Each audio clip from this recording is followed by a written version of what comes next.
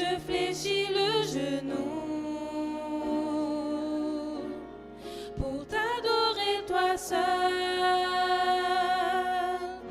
Les cieux proclament la gloire du ressuscité. Rien n'est égal à la beauté du Seigneur. À jamais il sera l'agneau sur le trône, l'agneau sur le trône. Je fléchis le genou pour t'adorer toi seul. À jamais il sera l'agneau sur le trône, l'agneau sur le trône. Je fléchis les genoux, je fléchis le genou pour t'adorer toi seul. 72, c'est dans l'Évangile.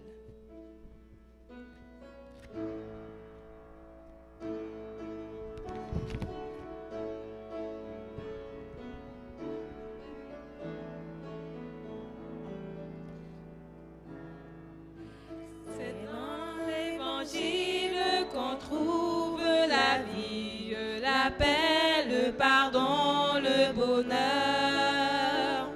Ouvrons notre cœur à la grâce infinie, donnant tant de bien aux pécheurs. Auprès du Seigneur, avec lui sur la route, marchons de tout cœur en chantant, en chantant. Il sauve, il guérit, il enlève le doute, il vit, il est là maintenant. Suivons le chemin qui plus loin nous entraîne au centre de la vérité. Pendant que l'amour de Jésus nous entraîne au règne de l'éternité. Auprès du Seigneur, avec lui sur la route, marchons de tout cœur en chantant, en chantant. Il sauve, il guérit, puis enlève le doute. Il vit, il est là maintenant. Auprès du Seigneur, avec lui sur la route, marchons de tout cœur en chantant, en chantant. Il sauve, il guérit, puis enlève le doute. Il vit, il est là maintenant. Le chantème, un parfait sauveur.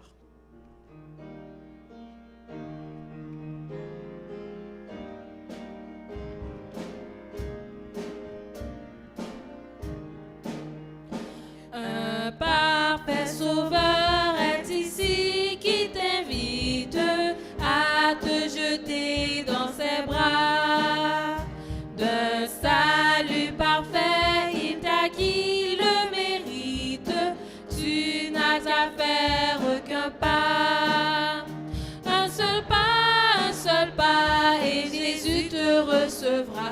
Un seul pas, jette-toi dans ses bras. Ceux qui la franchissent sont entièrement libres. Tu n'as à faire qu'un pas. C'est lui seul qui peut briser les chaînes des esclaves de Satan.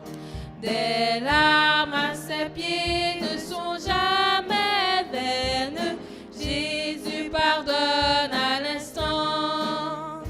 Un seul pas, et Jésus te recevra. Un seul pas, jette-toi dans ses bras. Ceux qui la franchissent sont entièrement libres. Tu n'as qu'à faire qu'un pas.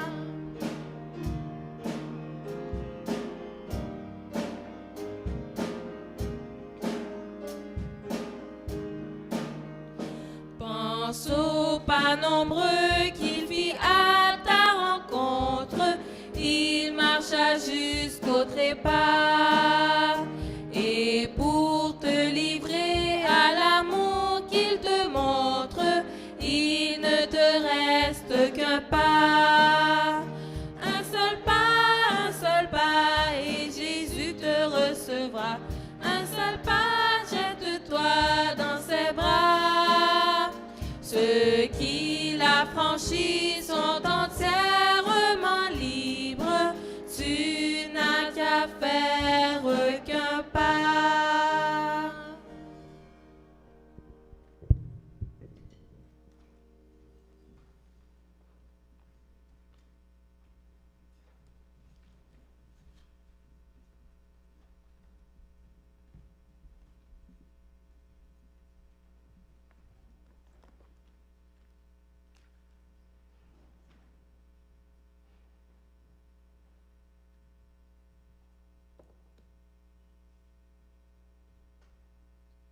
Bonsoir tout le monde.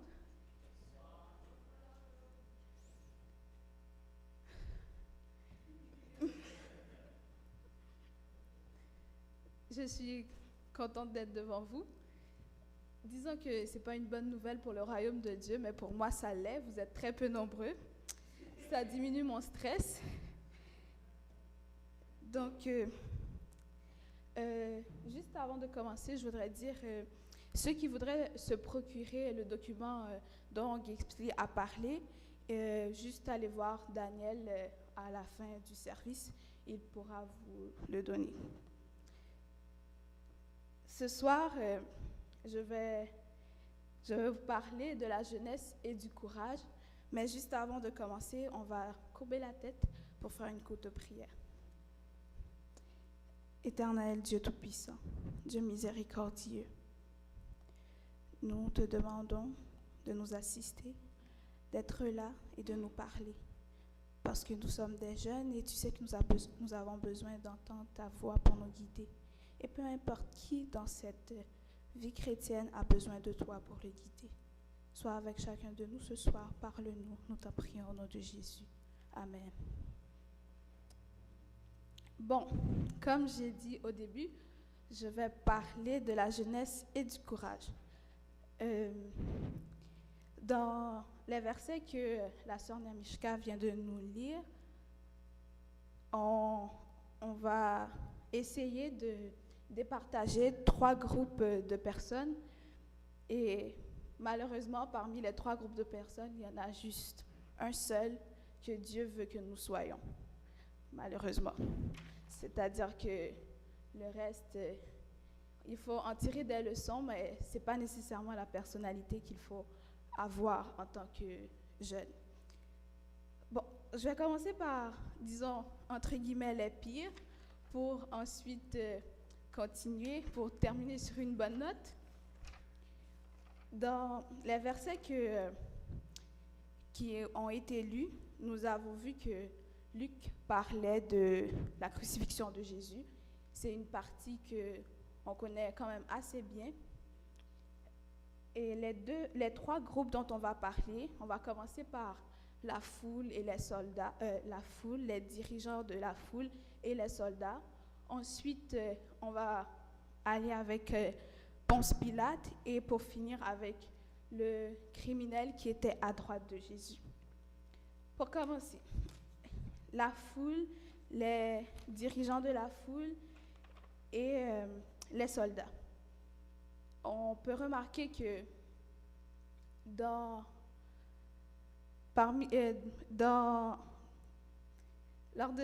de la crucifixion de Jésus, dans le livre de Jésus-Christ, la sœur Ellen White nous dit que la foule était endiablée lorsqu'il fallait crucifier Jésus. Ce sont des gens qui s'étaient donné corps et âme pour le crucifier. Et l'ironie dans tout cela, c'était que Jésus était venu mourir pour eux, puis ils avaient tous les signes qu'il fallait pour le reconnaître, mais ils ne l'ont pas reconnu.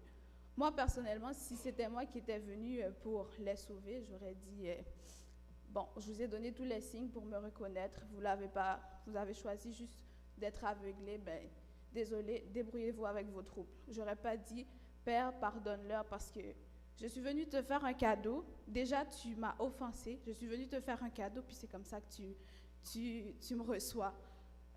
Je ne les aurais pas punis plus pour l'offense, mais plus pour le rejet. Parce que je fais, en plus de ton offense, l'effort de venir te chercher, de faire comme si tu n'as rien fait, mais tu me rejettes. Ben, désolé. C'est ce que j'aurais fait, personnellement. Mais une chance que Jésus-Christ, ce n'est pas moi. Jésus-Christ, c'est Jésus-Christ. Il a choisi de dire, Père, pardonne-leur, parce que c'était ça, la mission de sa vie. Il a fini, et malgré tous les obstacles qui auraient pu faire que ça échoue, mais il a résisté jusqu'au bout, et surtout, il était venu faire la volonté de son Père, mais pas la sienne. Et ce qu'on a pu voir aussi, dans leur action, il n'était pas seulement question de rejet, mais on l'a rejeté, on se moquait de lui en plus. On l'a insulté de toutes les façons. Imaginez Dieu Tout-Puissant, Dieu Créateur, Dieu qui a tout fait, puis son Fils vient pour te sauver, puis tu craches dans sa figure. Personnellement, c'est quelque chose de vraiment insultant. C'est une des raisons pour lesquelles j'aurais dit ben, bye bye, mon cadeau, ça s'arrête là parce que je ne peux pas supporter plus. Mais Jésus n'a pas fait cela.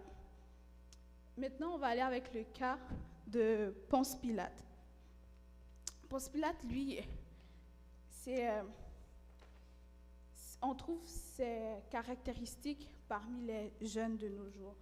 Un des constats que j'ai pu faire lorsque je suis venue ici, j'étais en Haïti avant, les gens en Haïti ont pas plus de caractère, mais s'affirment beaucoup plus en tant que chrétiens qu'ici en Amérique du Nord. C'est triste à dire, mais j'ai remarqué que là-bas, on a un caractère beaucoup plus fort, puis on est toujours prêt à dire « oui, je suis chrétien », tandis qu'ici, lorsque tu dis que tu es chrétien, tu te sens plus mis de côté, puis « ah, c'est la petite sainte »,« ah, c'est la fille du pasteur »,« ah, c'est ci ». Parce que moi, personnellement, j'ai été confrontée à ça. J'étais tout le temps heureuse, avec un beau gros sourire, de dire que je suis chrétien, mais les autres me regardaient, puis ils faisaient « ok, bon ». On sait, à celle-là, on ne va pas lui parler. Mais par la grâce de Dieu, j'ai pu passer au-delà de tout cela. Puis aujourd'hui, un d'entre mes camarades m'a dit « Florcy, t'es trop honnête. Je peux pas travailler avec toi, t'es trop honnête, tu dis trop la vérité. » Mais désolé, c'est ce que Dieu me demande de faire. Je peux pas faire autrement. Mais malheureusement, Pilate n'était pas un de ces personnes-là. Ce qu'on a pu remarquer dans les textes lus, ou même dans d'autres textes autour de la crucifixion de Jésus, Pilate a reconnu 3 fois que Jésus était innocent.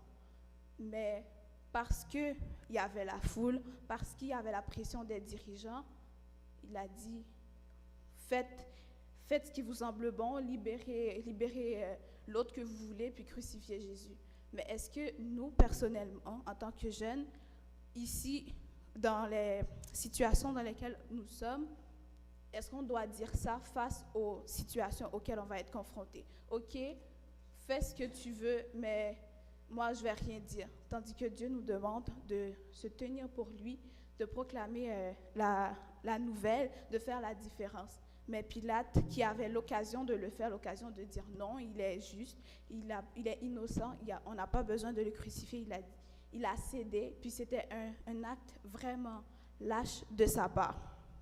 Même sa femme lui a dit ne fais rien contre l'homme du Seigneur, mais il n'a juste pas pu résister. Dans la vie de Pilate, ce qu'on peut remarquer, c'est qu'on ne doit pas attendre l'approbation de tout le monde pour faire la volonté de Dieu, parce que ça n'arrivera pas. Tu n'auras pas l'approbation de tout le monde pour que tu dis, ok, moi je décide de faire ce que Dieu me demande de faire, je décide de respecter le sabbat, je décide de ne pas manger de porc, tu prends toutes les décisions du monde. C'est sûr que tu ne vas pas trouver l'approbation de tout le monde pour le faire. Puis c'est là qu'il va nous demander du courage pour nous tenir seuls, entre guillemets, parce que Dieu est toujours avec nous. Et un des versets que j'aime beaucoup, ou non, c'est plus mon père qui me le dit souvent, puis à la fin ça a dû rentrer, c'est tous ceux qui veulent vivre pieusement seront persécutés. Et c'est vrai, c'est une des affaires. Pilate, c'était en quelque sorte une persécution parce qu'il a vu que Jésus était juste, mais il n'a pas pu se tenir debout pour dire oui, il l'est, juste par peur, juste pour acheter sa tranquillité, acheter sa paix. Et c'est une des choses qu'ils ne font pas faire. Essayer de...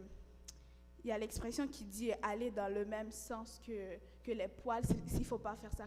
S'il faut qu'on aille en sens contraire, il faut qu'on ait le courage de le faire en tant que jeune adventiste et ambassadeur de Jésus-Christ. Parce que lui-même, il s'est tenu seul devant tout le monde, il a toujours dit la vérité, il a toujours fait ce que Dieu a demandé de faire, et pourquoi pas nous?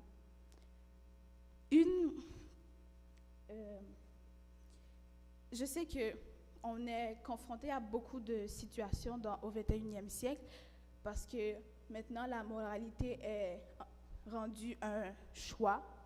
C'est pas quelque chose qui est supposé être normal, tout est relatif, ta religion, c'est toi qui le choisis, c'est pas vraiment obligatoire pour tout le monde, ce qui n'est pas le cas. On peut voir que Dieu a créé juste une loi. Il n'a pas dit que cette loi était pour les Israélites, puis elle ne l'était pas pour les Grecs. C'est pour tout le monde.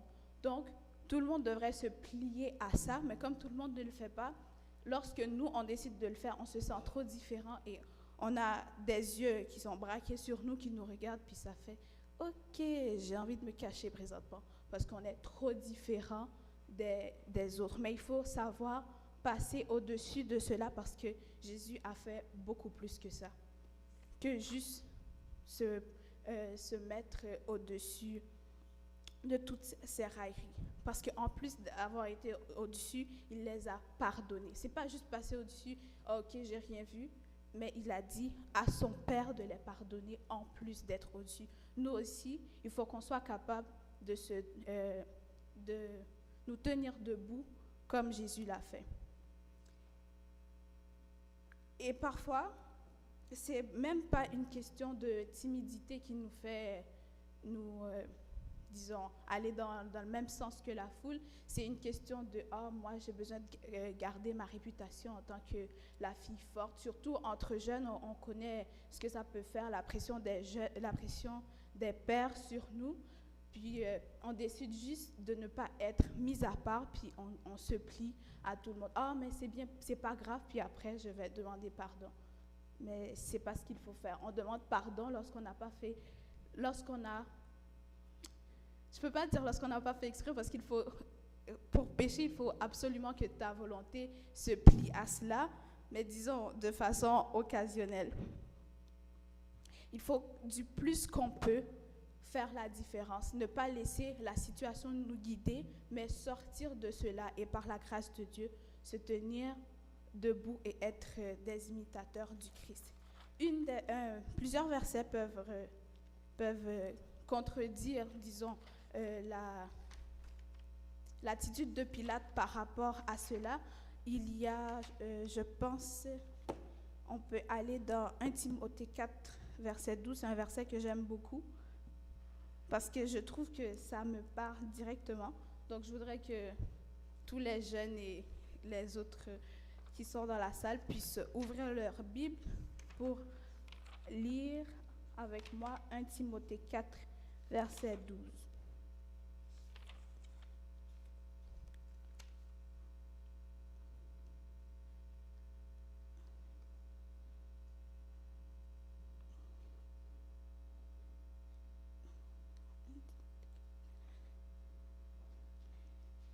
On va lire ensemble.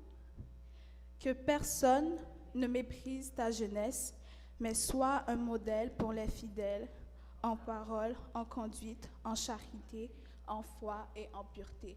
Par ce verset, on peut voir que c'est quasiment un ordre, même si on pourrait le prendre aussi dans le sens de souhait, parce qu'on te souhaite que personne ne te méprise en tant que jeune.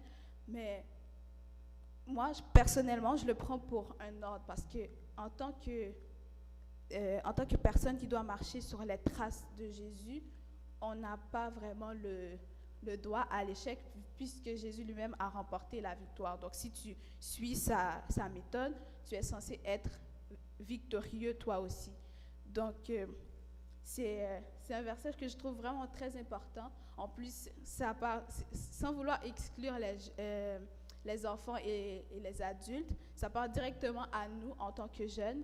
Puis, nous sommes vraiment nommés, puis nous, on n'a pas vraiment le droit à l'échec parce qu'ils nous ont dit qu'il ne faut pas qu'on soit méprisé et qu'en tout point, nous devons être des modèles, que les gens puissent compter sur nous. Et par le verset 16 de ce même chapitre nous dit que aussi, en parlant, toi, tu te sauveras. Il faut que tu fasses attention à ce que tu dis parce qu'en parlant, tu te sauveras toi-même et tu sauveras les autres avec toi aussi. Donc, c'est important qu'on soit victorieux et courageux.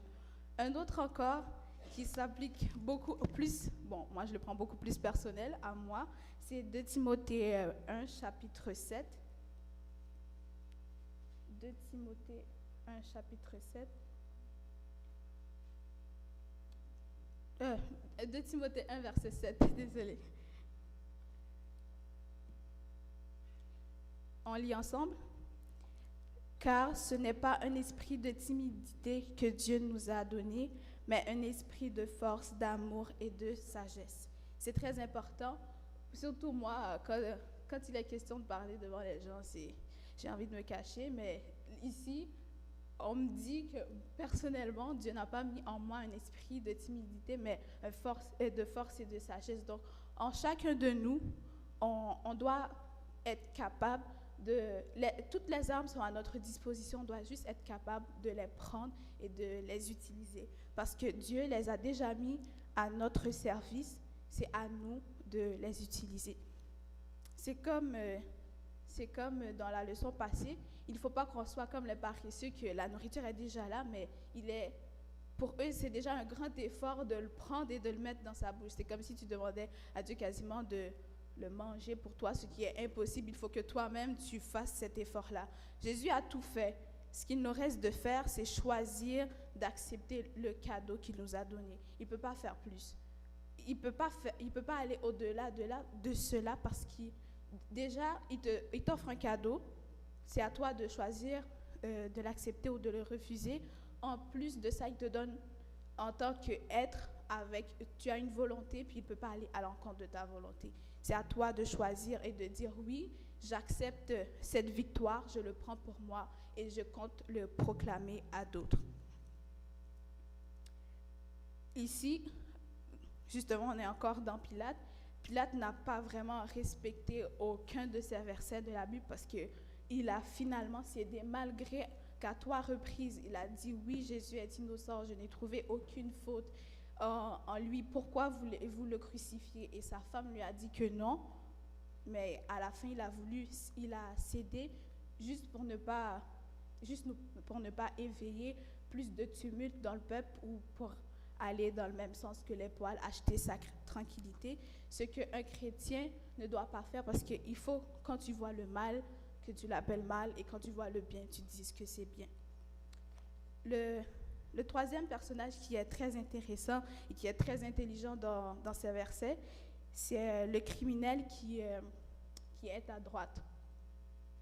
Celui à gauche fait comme tout le monde, fait comme la foule, fait comme les dirigeants et les soldats, méprise Jésus, le ridiculise, il aussi lui met en question, remet en doute ou bien en question son pouvoir, son autorité en disant tu as sauvé d'autres, sauve-toi toi-même, ensuite sauve-nous.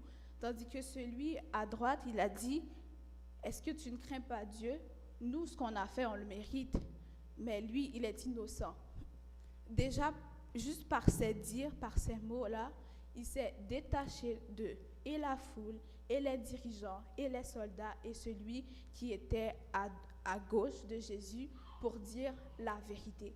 Donc, on peut voir, même si nous, en tant que jeunes, on peut se sentir seul, il faut qu'on puisse faire comme lui, se détacher de tout ce beau monde-là pour proclamer ce qui est vrai, ce qui est juste et ce qui doit être fait selon la volonté de Dieu. Lui, je trouve qu'il est très courageux parce qu'il aurait pu faire comme celui à gauche, dire à Jésus, de toute façon, on est dans le même bateau, toi, Jésus et moi, donc il n'y a pas grand-chose à faire, je vais mourir. Il aurait pu tout simplement dire, tu sais quoi, il ne me sauve pas, il n'a rien fait, lui aussi, il est dans la même situation que moi, puis on y va avec toute la foule, mais il a dit non. Quand on voit un fils de Dieu, il faut qu'on soit capable de l'affirmer et de dire ce qui est vrai. Il a été très intelligent et ce simple acte lui a coûté sa vie éternelle et il l'a acquérie. Maintenant, c'est à nous, en tant que jeunes présentement, de faire ce seul pas que ce malfaiteur qui était à droite de Jésus. On n'a pas, encore une fois, je vais le répéter, on n'a pas à attendre l'approbation de la foule, des amis, même de la famille, pour faire ce qui est droit. On doit juste attendre l'approbation de Dieu. On peut voir plusieurs personnages dans la Bible comme Noé. On pourrait dire qu'il était fou parce qu'il a passé il a prêché, la pluie n'est pas tombée. Tu construis une arche sur de la terre sèche.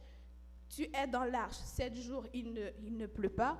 Tu pourrais te penser pour un fou, mais il s'est détaché de tous les gens qui ont refusé de croire en Dieu et il a pu sauver sa vie et celle de sa famille.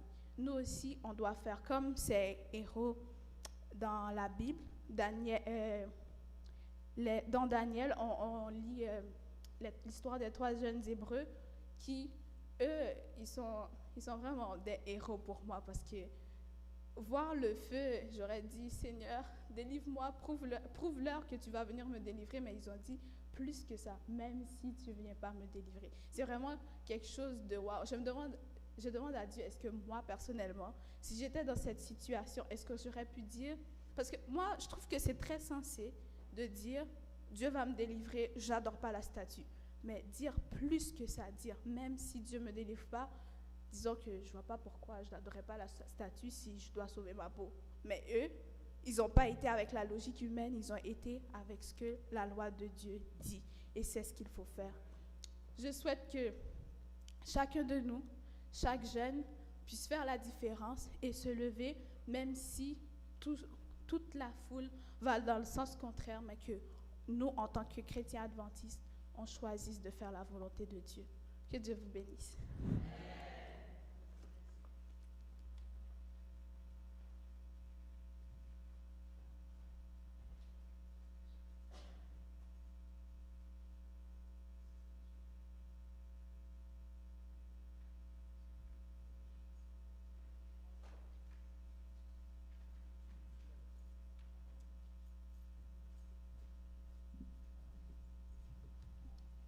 Pour la fin, nous allons chanter Seigneur, viens ranimer.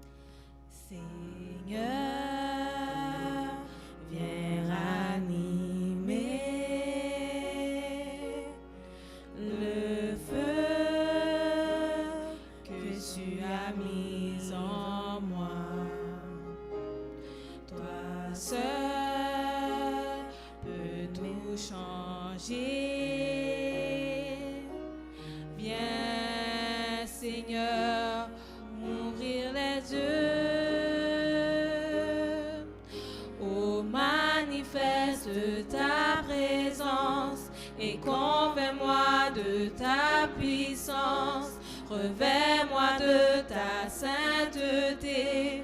Surprends-moi par ta beauté. Oh, manifeste ta présence et convainc-moi de ta puissance. Revêt-moi de ta sainteté. Surprends-moi par ta majesté. Seigneur, viens ranimer le feu que tu as mis en nous. Toi seul peux tout changer. Viens, Seigneur, nous ouvrir les yeux. Oh, manifeste ta présence et convainc-nous de ta puissance. Revêt-nous de ta sainteté. Surprends-nous par ta beauté. Oh, manifeste ta présence et convainc-nous de ta puissance. Revêt-nous de ta sainteté. Surprends-nous par ta majesté. Oh, manifeste ta présence et convainc-moi de ta puissance. Revêt-moi de ta sainteté. Surprends-moi par ta beauté. Oh, manifeste ta présence et convainc-nous de ta puissance. Revêt-nous de ta sainteté. Surprends-nous par ta majesté.